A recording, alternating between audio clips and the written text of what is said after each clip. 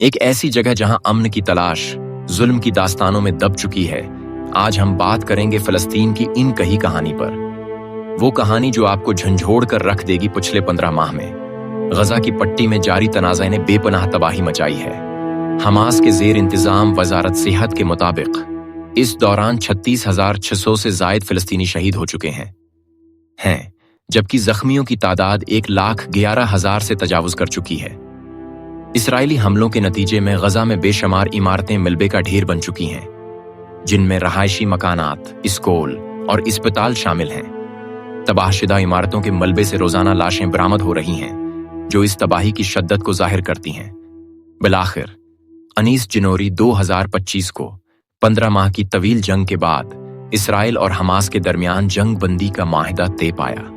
اس معاہدے میں قطر اور مصر نے اہم کردار ادا کیا، جو دونوں فریقین کے درمیان ثالثی کرتے رہے۔ یہ وقت ہے کہ ہم سب ایک آواز بن کر مظلوموں کا ساتھ دیں، دعا کریں کہ دنیا میں امن قائم ہو اور فلسطین کے عوام سکون کا سانس لے سکیں۔ اگر آپ کو یہ ویڈیو پسند آئی ہو تو لائک اور سبسکرائب کریں اور اپنی رائے کمنٹس میں ضرور دیں۔ ملتے ہیں اگلی ویڈیو میں ایک اور اہم کہانی کے ساتھ۔